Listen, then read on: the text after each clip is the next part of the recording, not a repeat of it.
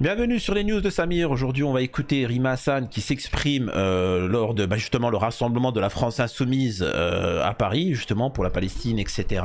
Elle a aussi fait une petite interview sur Radio Nova et on a Alain Soral qui fait un petit message à Rima Hassan et j'expliquerai ce qu'il en est parce que beaucoup de gens ne comprennent pas un peu le contexte. Juste avant, bien évidemment, je vous invite à vous abonner, etc. Vous connaissez la chanson. On commence pour se débarrasser de ça, hein, tout du moins, d'Alain Soral. Avant d'écouter Rima Hassan, Bompard, tout ça s'exprimer, parce qu'ils disent des choses intéressantes. Donc voilà. Donc il y a une interview de Rima Hassan. Alain Soral s'exprime. Sacrée petite bonne femme quand même. Alors il y en a beaucoup qui n'ont pas forcément compris le propos. Je le répète, je sais qu'en France c'est assez incompréhensible parce que nous avons la France insoumise qui soutient la cause palestinienne et tout le reste, non. Tu vois, tout le monde est soumis à Israël. Faut bien que vous compreniez que la cause palestinienne, c'est pas une cause de gauche. C'est pas quelque chose de gauche. Et donc, le problème, en France, oui, il n'y a que la France insoumise qui est porteur de cette cause. Dans d'autres pays, c'est l'extrême droite qui porte cette cause. C'est pour vous dire, hein. Pour vous dire, c'est... vous regardez en Pologne... Le mec d'extrême droite là, Brzezinski ou je sais pas quoi, etc. Le mec, il t'explique bien, il y a un génocide de la part de gens de confession juive sur des musulmans et ainsi de suite. Il le dit clairement. Donc, arrêtez de penser que la cause palestinienne c'est quelque chose de gauche, c'est quelque chose d'humain. Normalement, hein, tous les gens de gauche, de droite, enfin ce que je veux dire par là, quand tu vois des gens qui sont dans des camps et qui sont affamés, t'as pas besoin de savoir si tu es de gauche ou de droite pour aller aider. Enfin, tu vois ce que je veux dire? Quand tu vois un bébé qui a affamé, tu dis pas est-ce que t'es de gauche ou t'es de droite, tu nourris le bébé. Vous voyez ce que je veux dire? Soral peut être considéré comme quelqu'un de droite, certains d'extrême droite, certains disent souverainistes, c'est pas le sujet.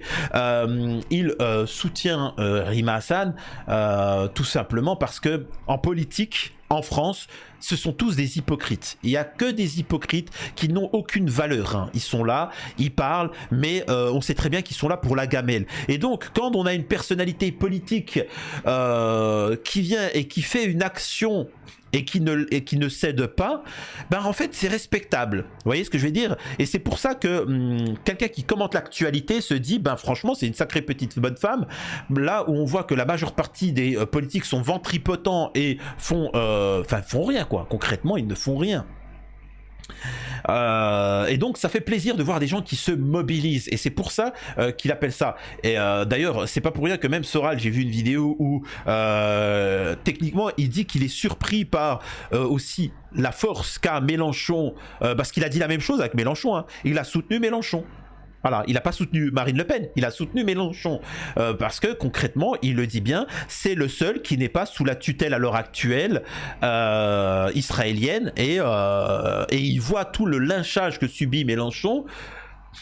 Ça explique beaucoup de choses. Donc voilà, hein, c'est pas forcément vulgaire son propos. Donc voilà. Je tiens à préciser. Ce qu'on va faire, c'est qu'on va écouter Rima Hassan, mais d'abord, on va écouter Manuel Bompard qui dit des choses très intéressantes et justement, c'est en lien avec Soral. Attendez, je vais monter le son. Et on est nombreuses et nombreux. Notre mouvement est puissant, il est de plus en plus puissant. Et c'est le moment où il ne faut rien lâcher. Parce que c'est le moment où nous pouvons gagner. Parce que c'est le moment où les soutiens du gouvernement génocidaire sont de plus en plus isolés, ils sont de plus en plus minoritaires, on est de plus en plus nombreux, on est de plus en plus puissants. Et si on continue à se mobiliser, si on manifeste, si on participe au bloc... Là, il dit quelque chose, c'est le moment d'agir, c'est le moment où Israël, et il dit des choses très intéressantes, c'est le moment où Israël est démasqué, hein, on sait ce qu'il est, tu vois, il ne s'en cache plus, les soutiens d'Israël, ils sont bien moindres qu'avant, là les populations du monde sont unies contre l'État d'Israël et doivent faire face à leur propre gouvernement et les médias, en fait là maintenant on vit une période de vérité. Et donc c'est le moment, c'est maintenant ou jamais. Ce qu'elle essaye d'expliquer Manuel Bompard, c'est maintenant ou jamais. Soit le monde appartient à Israël et on se tait, on est sous leur joug, ou soit on se révolte. C'est clairement ce qu'il dit, tout simplement. Et d'où ma phrase, et j'aimerais bien que ça soit répété, si Gaza tombe, l'humanité tombera. Et c'est factuel. On continue. au blocage et au boycott, si on participe à toutes les initiatives de solidarité, si on entoure de courage et d'affection les travailleuses et les travailleurs, et je veux rendre hommage aussi aux dockers du port de Marseille qui ont été admirables, qui ont été magnifiques.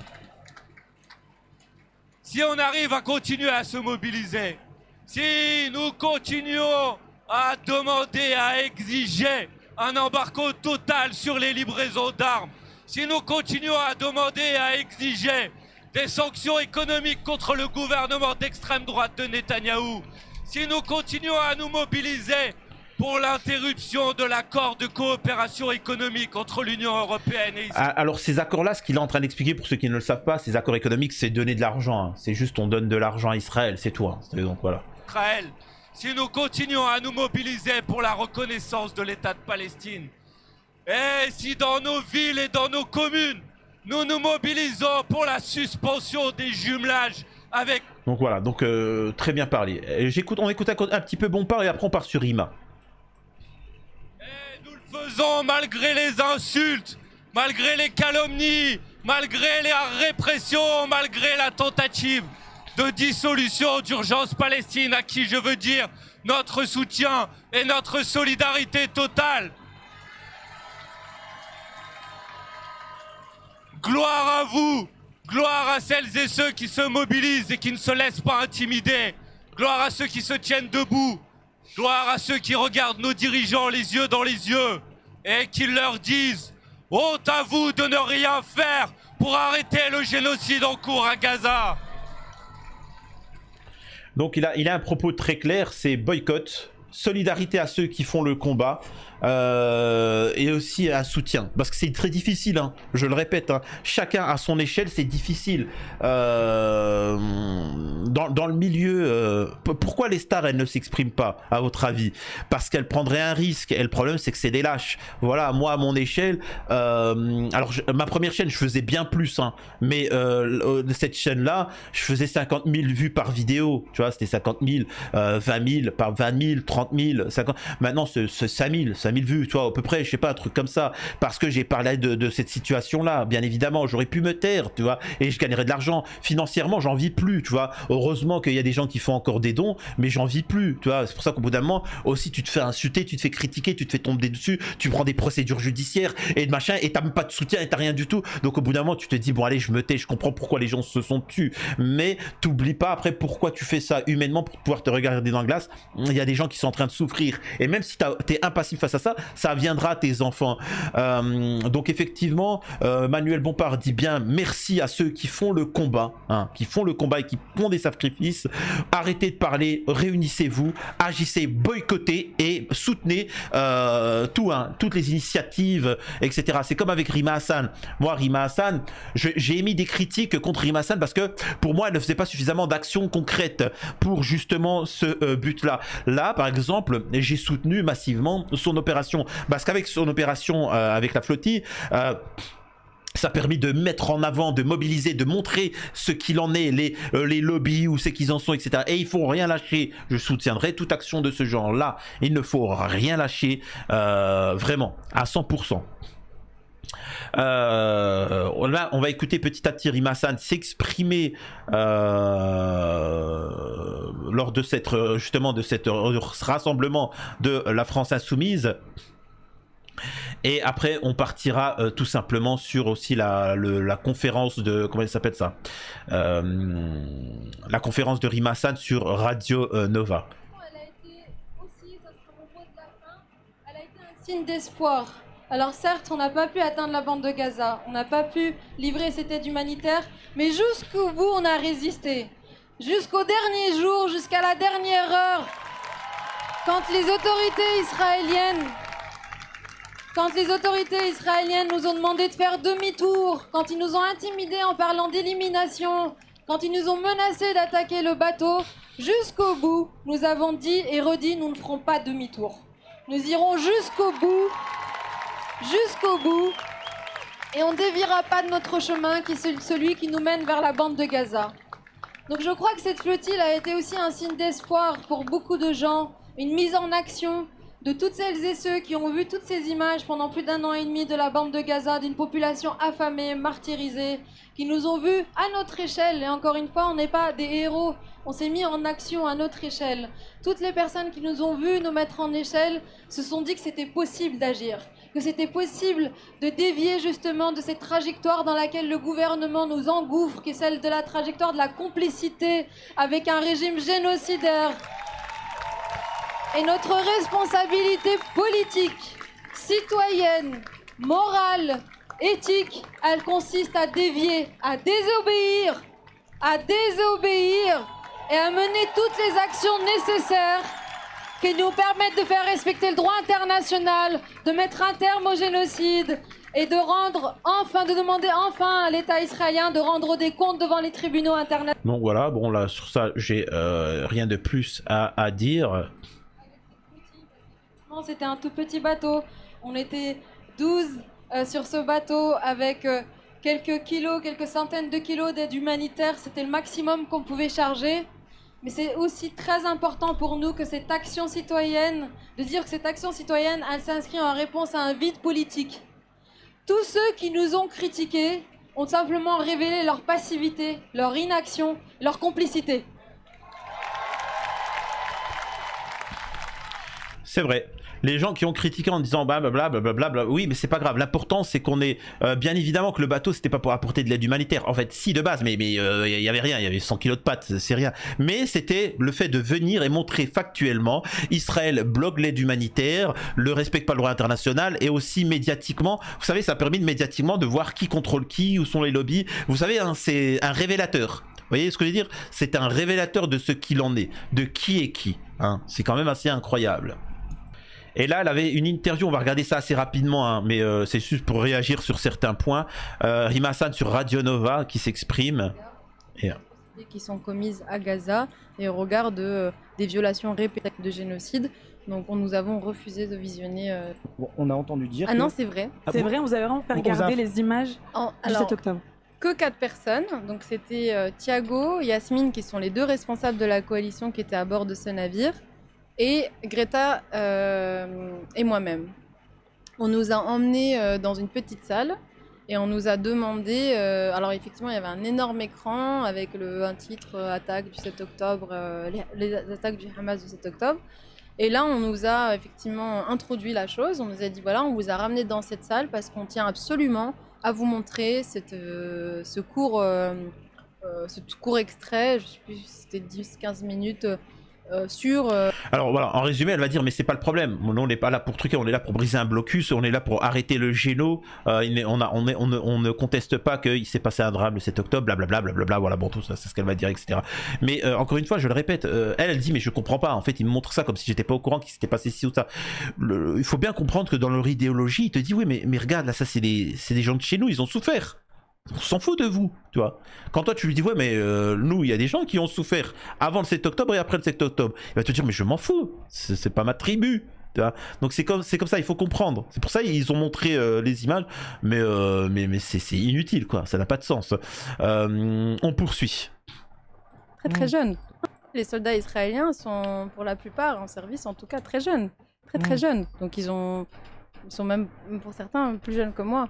Dans l'âge de Greta, pour certains, donc 22, 23 ans. Ils font aussi leur service dans l'âge qui est le leur.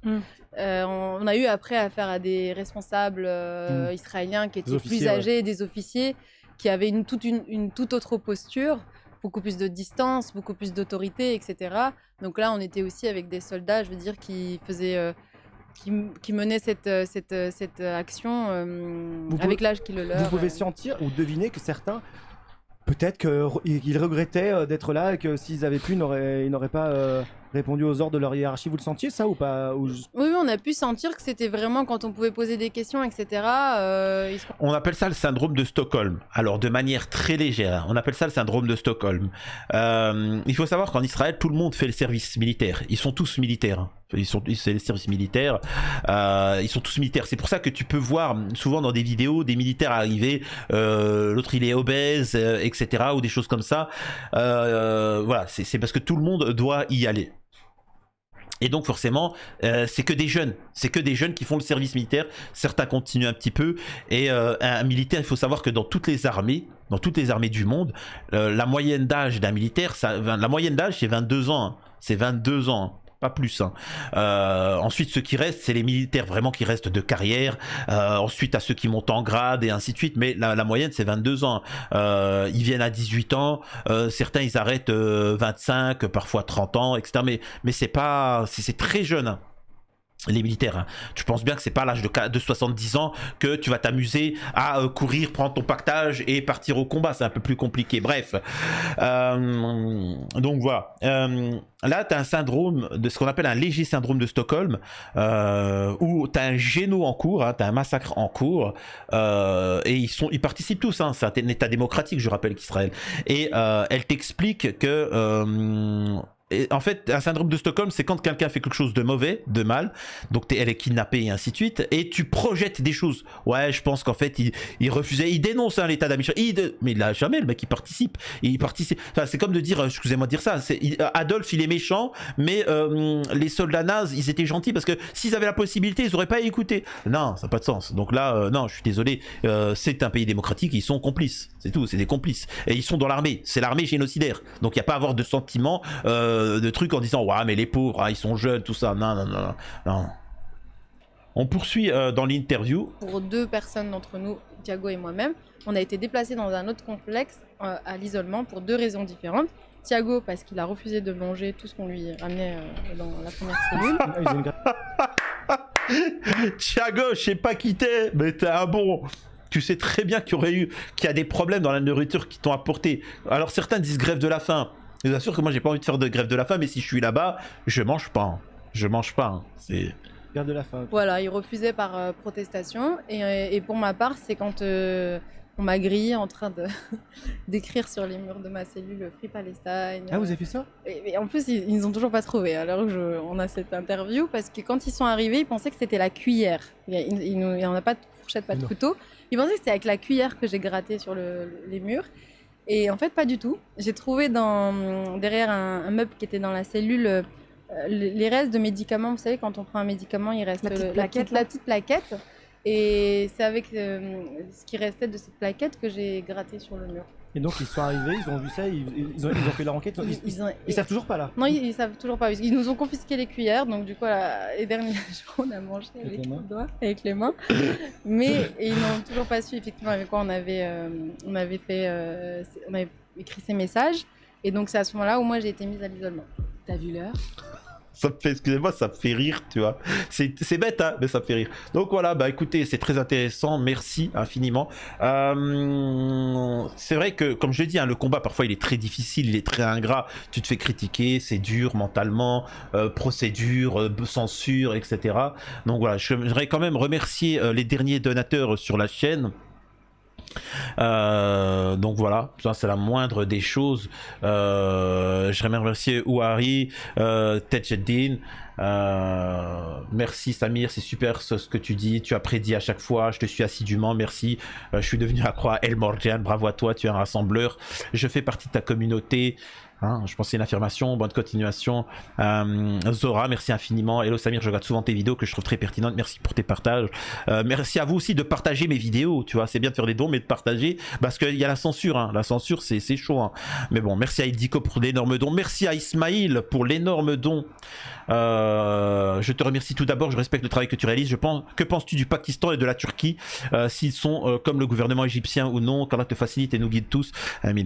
Je vais répondre à ça, en fait, une vidéo spécifique pour répondre à ça. Donc en fait, tu verras, bah, tu sauras que voilà, j'en ferai une vidéo spécifique. Merci infiniment pour tous les autres donateurs, des bisous à tous.